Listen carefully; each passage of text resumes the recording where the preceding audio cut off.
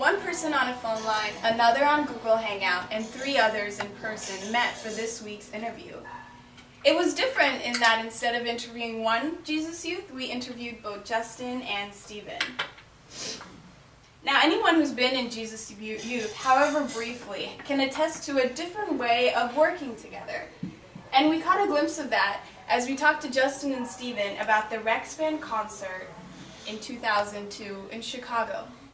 Hearing about their struggles, joys, and sacrifices helped us to see why we are the way we are and who we hope to be. In 2002, Justin and Stephen had recently moved to Chicago and had young families. Now, Jesus Youth wasn't even an established movement at the time. There were about 10 families who would gather together in prayer, and they didn't even identify themselves as Jesus Youth. But it was from this prayer group that the idea of having a Rex Band concert came up. But almost as instantaneously as the ideas came in, so did the doubts and objections. There were practical struggles like who would they invite? They were 10 families, and they knew at most 15 families in the area. In addition, most of them had just moved to the United States in the past year or two and weren't financially secure. So any money they would be investing into the concert would not only come from their bank accounts, but also from future earnings. Also, the Rex Band members didn't have a visa yet, and the chances of getting one were small. But even with all of these constraints put aside, somebody thought out loud, did anyone even want a Christian spiritual concert? Would the cultural differences be too much to overcome? They didn't even see or call themselves Jesus Youth yet, so all of this seemed a bit too much.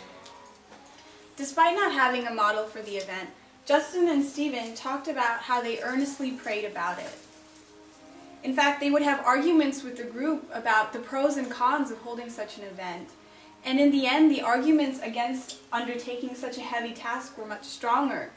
But in prayer, they were convicted that this was something God was calling them to do. In fact, Stephen spoke about how opposed he was to the whole thing, but after prayer, he took it on even more strongly. Justin, too, who can sometimes be a skeptic, was changed by the group's discernment and was now willing to have a more positive outlook. They knew that their reasons for moving forward were not because the pros outweighed the cons, because in fact it was the opposite.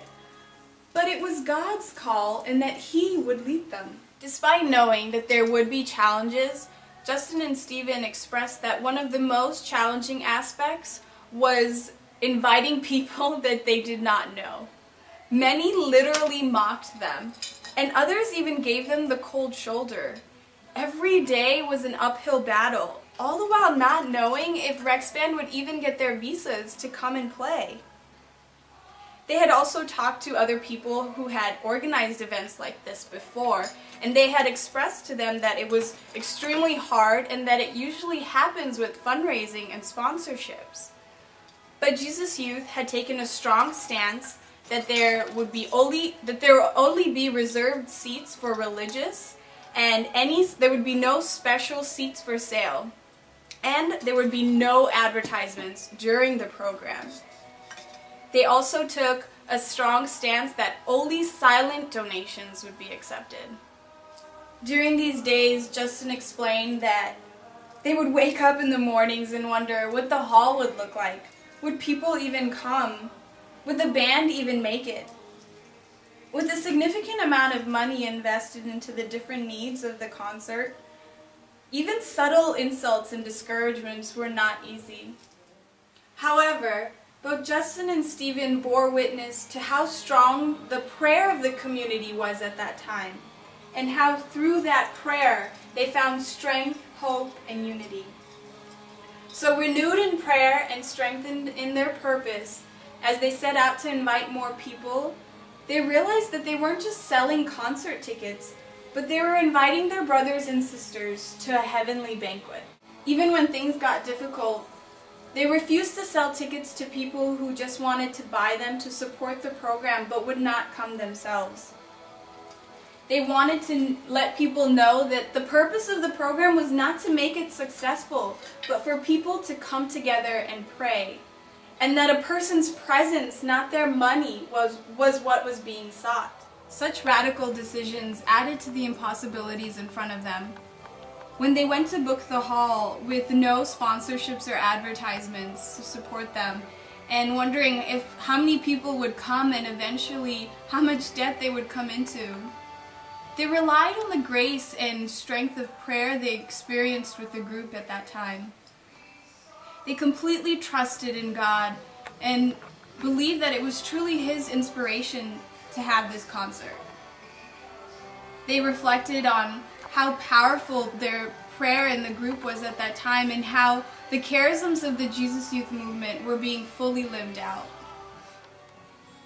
Despite all the troubles, Rex Band finally got their visas.